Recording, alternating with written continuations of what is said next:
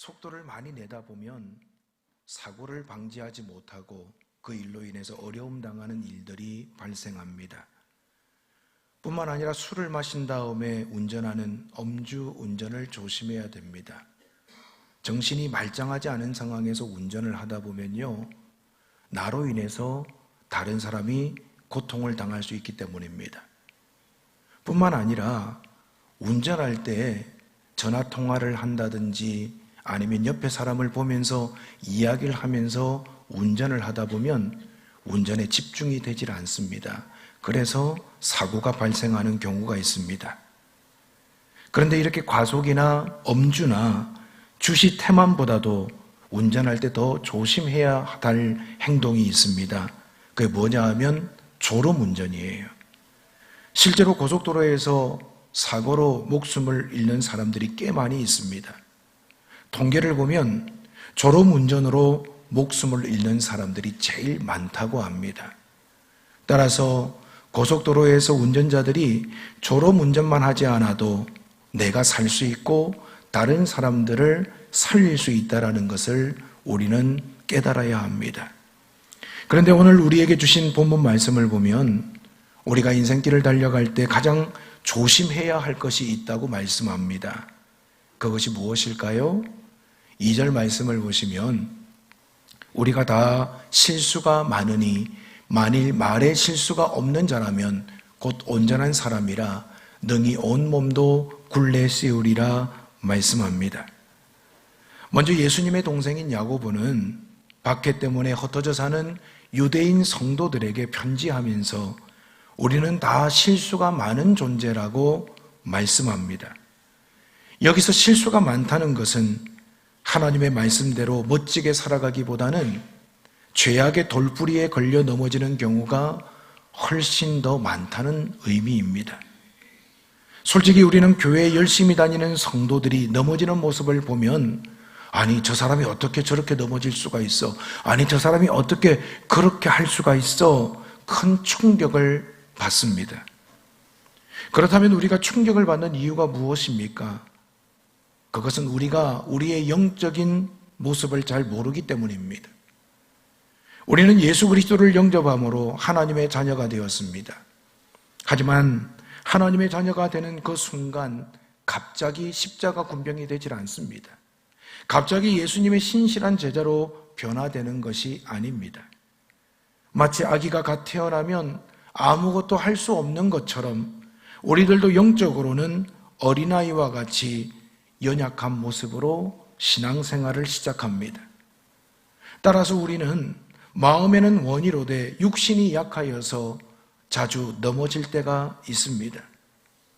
그런데 우리가 넘어지는 사고들을 분석해 보면요, 어떤 성도는 물질 때문에 넘어집니다. 어떤 성도는 이성 때문에 넘어집니다. 어떤 성도는 명예 때문에 넘어집니다. 그런데 야고보가 볼 때 성도들이 가장 많이 넘어지는 부분이 뭘까 분석하고 파악해 보니까 그것은 말 때문에 넘어지는 것을 발견했습니다. 신앙생활하면서 시간이 지나갈수록 믿음의 능력을 드러내야 됩니다. 성숙해야 됩니다. 아름다운 열매가 삶 가운데 충만해야 됩니다. 그런데 믿음을 가지고 있다고 하지만 말 때문에 넘어지는 경우가 너무너무 많은 겁니다. 믿음 안에서 사랑한다고 하는데, 믿음 안에서 아름다운 영향력을 발휘하고 있다고 하는데 서로 간에 말로 상처를 주고 받는 경우가 초대교회에도 많이 발생했던 것 같습니다. 여러분, 하루 동안 남자는요 7,000단어를 사용한다고 합니다. 여자분들은 몇 단어를 사용할까요? 여자분들은 남자보다 3배 많은 25,000단어를 사용한다고 합니다. 우리는 아름다운 말로 하나님과 사람을 기쁘게 하는 경우가 있습니다. 하지만 아름답지 못한 말로 하나님과 사람의 마음을 아프게 하고 언짢게 하는 경우도 많이 있습니다. 그래서 오늘 야고보는 말에 실수가 없는 자라면 온전한 자라고 말씀하고 있습니다. 왜냐하면 우리가 알고 있는 대부분의 죄가 말과 관련되어 있기 때문입니다. 여러분, 십계명에 보면 제3계명이 여호와의 이름을 망령되게 부르지 말라고 말씀합니다. 9계명에 보면 내 이웃에 대하여 거짓 증거하지 말라고 말씀합니다. 10계명 중에 2가지가 말과 관련이 있습니다. 그것뿐만이 아닙니다. 로마서 1장에 나오는 죄의 목록을 보면 수군수군하는 죄, 비방하는 죄, 자랑하는 죄, 시기하고 질투하는 죄, 원망하고 불평하는 죄, 이 모든 것이 우리의 말과 관련이 있습니다. 우리는 우리의 말을 너무 쉽게 내뱉습니다. 어떤 때는 아무 생각 없이 그냥 나오는 대로 우리의 말을 발설할 때가 있습니다. 그런데 여러분, 그 말로 인해서요, 사람이 세워지기도 하고 사람이 넘어지기도 합니다. 말 때문에 사람이 살기도 하고 그 말 때문에 사람이 죽기도 하는 거예요. 말 때문에 공동체가 복을 받기도 하고 공동체가 저주를 받기도 합니다. 그렇기 때문에 여러분, 우리는 말에 대해서 늘 신경을 쓰고 의식해야 됩니다. 야고보는 말에 실수를 하지 않으려면 입에 파수꾼을 세워놓아야 된다라고 말씀합니다. 그러면서 입에 파수꾼을 세워놓은 사람은 온몸 전체가 죄를 짓지 않도록 굴레를 씌워놓은 것과 같다라고 우리에게 가르쳐주고 있습니다. 여러분들은 우리에게 주어진 인생을 살아가면서 어떻게 말을 사용하고 계십니까?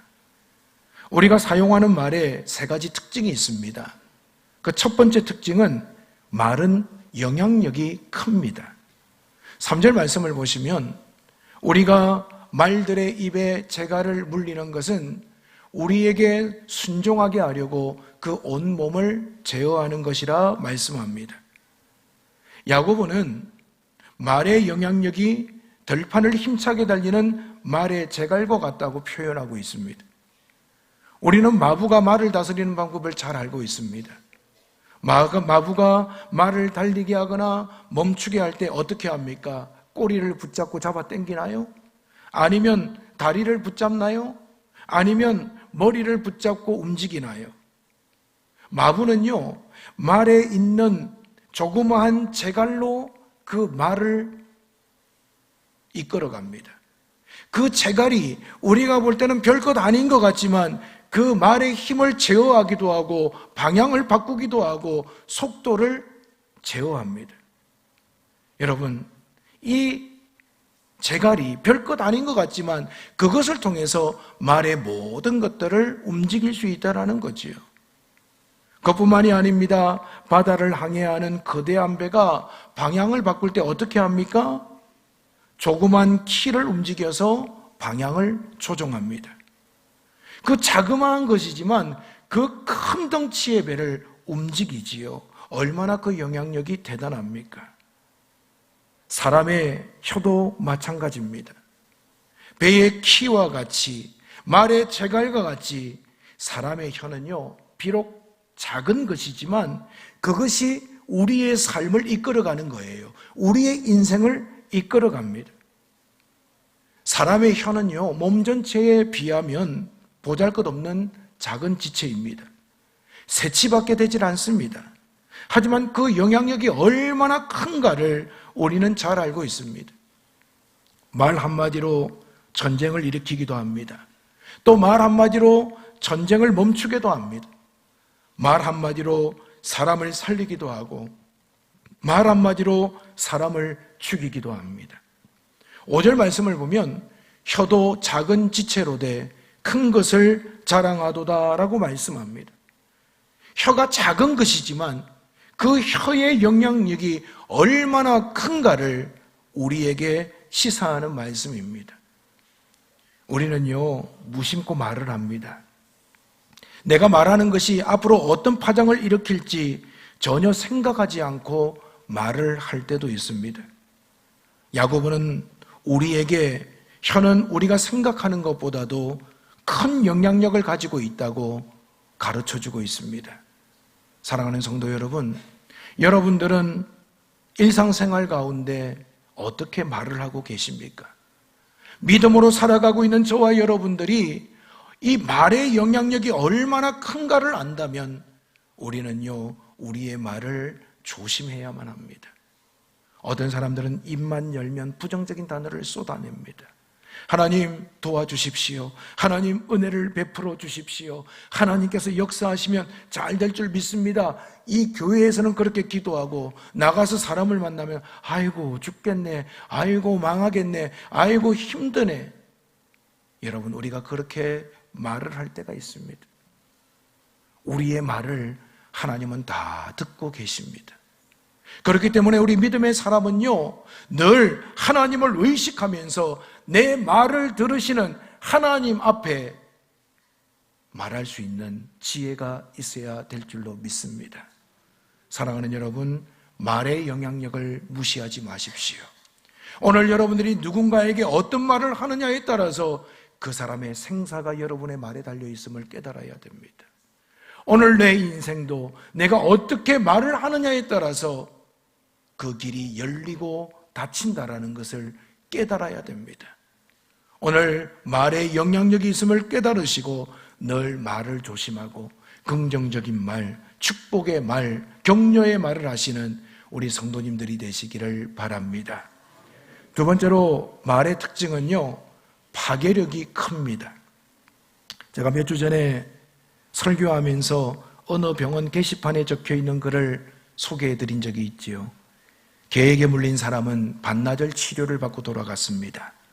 뱀에게 물린 사람은 3일 동안 치료를 받고 돌아갔습니다. 그런데 사람의 말에 물린 사람은 아직도 입원 중입니다 라는 이야기입니다. 여러분, 이 세상에 있는 독 중에서 가장 치명적인 독이 뭐냐 하면 사람의 말이라는 독입니다. 어떤 분은요, 누군가가 나에게 한 말을요, 일평생 마음에 안고 살다가 이 땅을 떠나시는 분들도 있어요.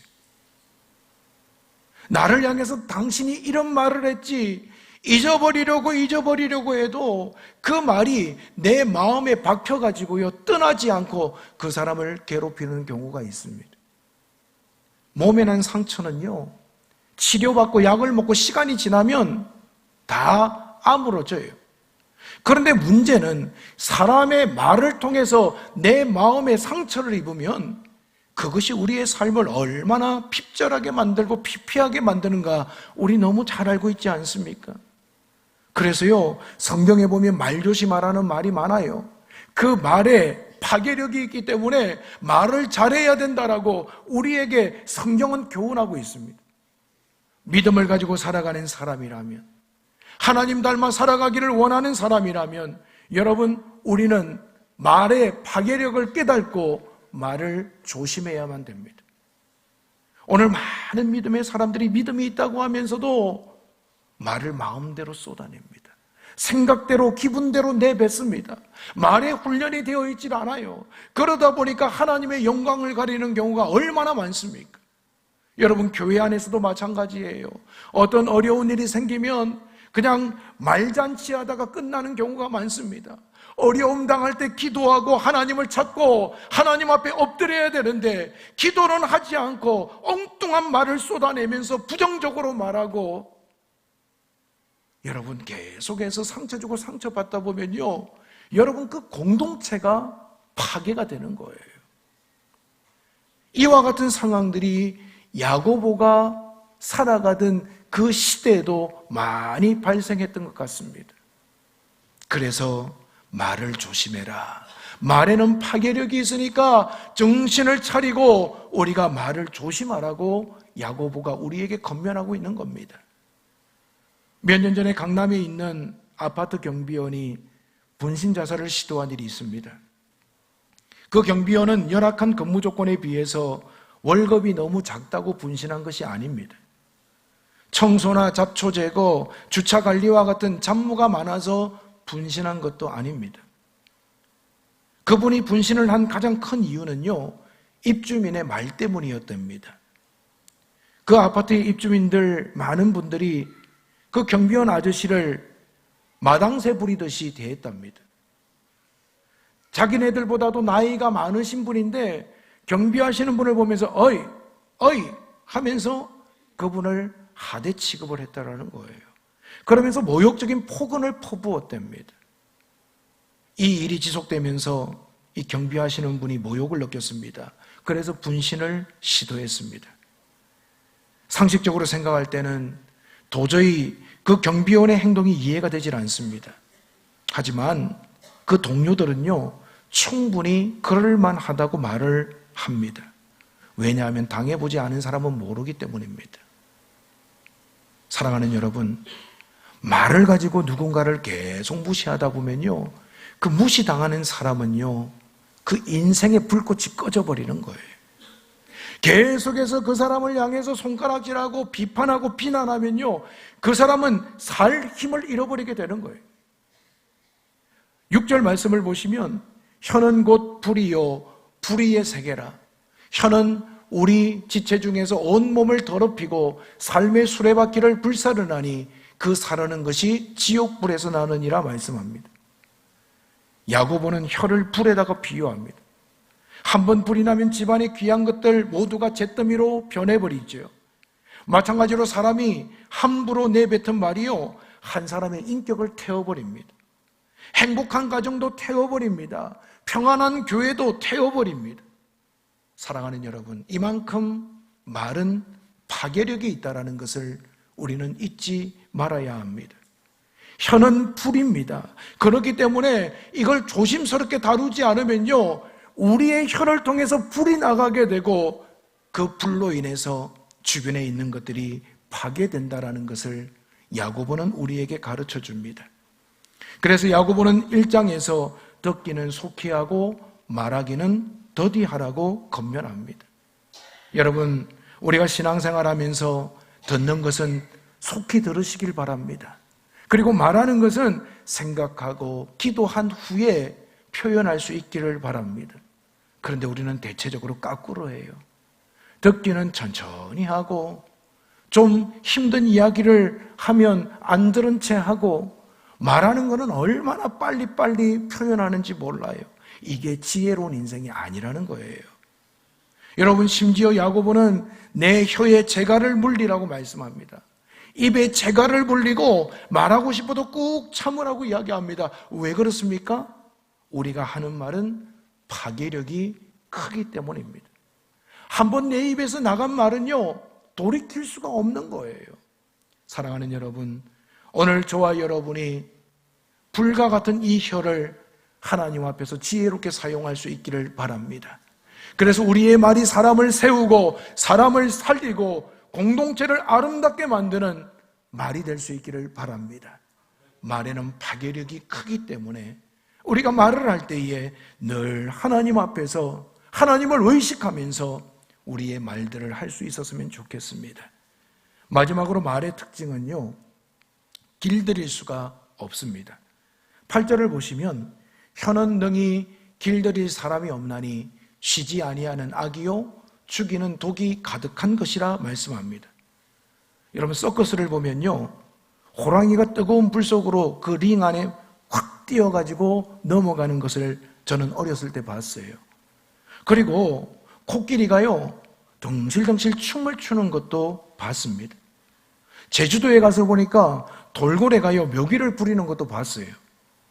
그런데 여러분, 이런 동물들이 태어날 때부터 이런 재주를 가지고 태어난 것이 절대 아니에요. 제가 태국에 갔는데 코끼리가 쇼를 하더라고요. 근데 참 감동 깊었던 것이 뭐냐 하면 코끼리가 그림을 그려요. 아유, 뭐 그려봤자 얼마나 그리겠나 생각했는데 코끼리가 코에다가 붓을 들고 이렇게 물감을 찍어가면서 한참을 그리는데 다 그리고 나서 보니까 이 그림을 예쁘게 그렸더라고요. 근데 그 그림을 보고 제 아내가 저보고 그래요. 여보, 당신보다 나아 그래요. 제가 얼마나 그 말 때문에 상처를 받는지, 물론 저는 그림을 잘 못 그려요. 아무리 그리려고 해도 제 속에 있는 이 잠재력이 이 손으로 표현이 잘 안 돼요. 저는 요것보다는 요걸로 하는 게 훨씬 나은 것 같아요. 그런데 여러분, 아니 코끼리가 세상에 사람보다도 그림을 더 잘 그린다고 그러니 야, 어떻게 저럴 수 있을까? 근데 여러분, 한 번, 두 번 했다고 그렇게 코끼리가 그림을 그릴 수 있겠습니까? 그 코끼리는요, 똑같은 그림을 그 마부에게 맞아가면서요, 계속 그리는 거예요. 계속. 잘못 이렇게 물감을 찍으면 또 맞고, 이렇게 조련당하면서요, 코끼리가 그리다 보니까 드디어 저보다도 그림을 더 잘 그리게 되는 거예요. 코끼리나 다른 동물들이요, 조련을 통해서 그들은요, 나아질 수가 있어요. 그런데 아무리 유능한 조련사라고 할지라도 도저히 길들일 수 없는 것이 이 세상에 있습니다. 그게 뭐냐 하면 바로 사람의 혀입니다. 사실 사람의 신체 가운데 눈이나 귀나 코나 손이나 발, 이것은 열심히 훈련하면 할수록 효과가 나타납니다. 하지만 혀는 그렇지 않습니다. 오늘 말씀 6절에 보십시오. 혀는 쉬지 않은 악이요 죽이는 독이 가득한 것이다 라고 말씀합니다. 정신을 차리고 우리가 깨어있지 않으면 우리가요, 이 혀 때문에 독을 발하고 불을 지를 수가 있다라는 거지요. 한번 생각해 보십시오. 교회에 와서는 입으로 하나님을 찬양합니다. 그리고 만나는 사람을 축복합니다. 하지만 예배 시간이 끝나고 세상에 나가서는 이 입으로 사람들에게 상처를 줄 때가 얼마나 많습니까? 사랑하는 여러분, 오늘 우리의 신앙생활은요, 우리의 행동을 통해서 드러납니다. 그저 성경책 끼고 교회만 왔다 갔다 한다고, 직분 받았다고 그 사람이 믿음이 좋은 사람이 아니라는 거예요.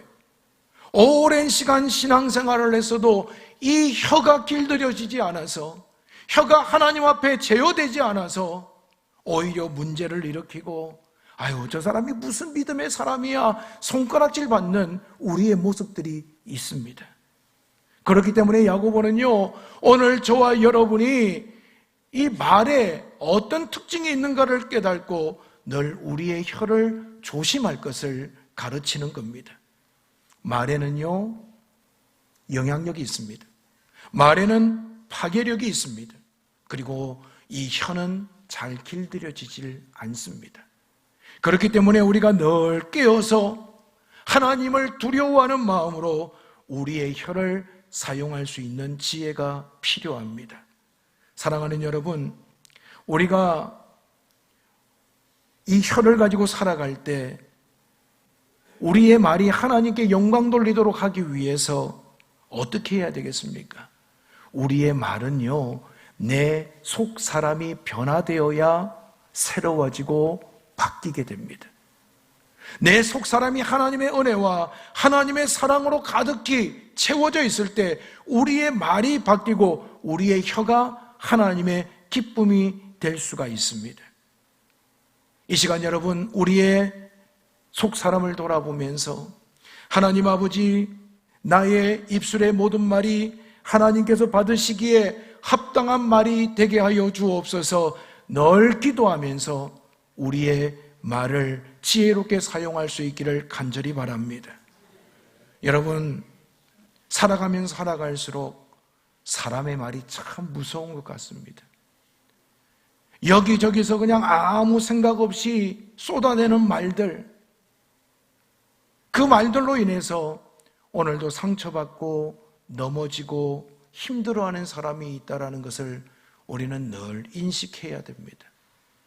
그리고 하나님을 믿는 사람답게 넘어진 자들을 세워가고 그들을 격려하고 그들을 축복하면서 우리의 가정 공동체와 우리 교회 공동체가 선한 본을 보일 수 있도록 우리의 말을 지혜롭게 사용할 수 있는 성도님들이 되시기를 간절히 바랍니다.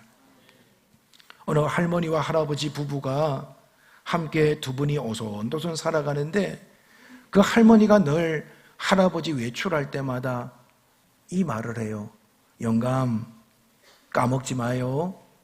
알아서 할멈. 그러면서 할아버지가 나갑니다. 내가 당신에게 늘 강조하는 말 있죠. 그게 뭐예요? 까불지 마. 현관문 앞에 까불지 마라고 적어놨어요. 그게 무슨 뜻이냐 하면 까는 가스불 조심하세요. 불은 불 조심하세요. 지는 바지 지퍼가 내려갔는지 확인하세요. 그리고 마지막 말은 뭐냐면 말 조심하세요. 연세가 드셨음에도 불구하고 늘 말을 조심하고 늘 바르게 살아가기 위해서 이 노력하시는 이 할아버지 할머니들 우리가 배워야 하지 않겠습니까? 여러분, 말 한마디로 천양빛을 갖기도 하지만 말 한마디로 평생 원수가 될 수 있습니다. 그만큼 말은요, 영향력이 있고 파괴력이 큽니다. 오늘 저와 여러분들의 언어 생활은 어떻습니까? 예수 믿는데 오랫동안 예수 믿고 직분도 받았는데 내 말은 영 변하지 않는 상황에 있다면 지금 성령의 은혜가 필요합니다. 하나님 앞에 섰을 때 도대체 너 못하다가 왔니?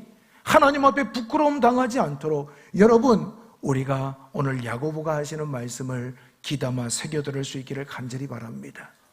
교회가 세상의 본이 되기 위해서요, 우리의 말을 조심해야 돼요. 예수 믿는 사람은 말 많은 사람, 말 잘하는 사람, 이런 소리를 들어서 되겠습니까? 말을 신중하게 하고 해야 할 말을 하고 사람을 세우는 말을 해서 우리가 살아가는 삶의 현장에 하나님의 풍성한 은혜가 충만히 임하시기를 주님의 이름으로 축원을 드립니다. 우리 이 시간 함께 기도하겠습니다.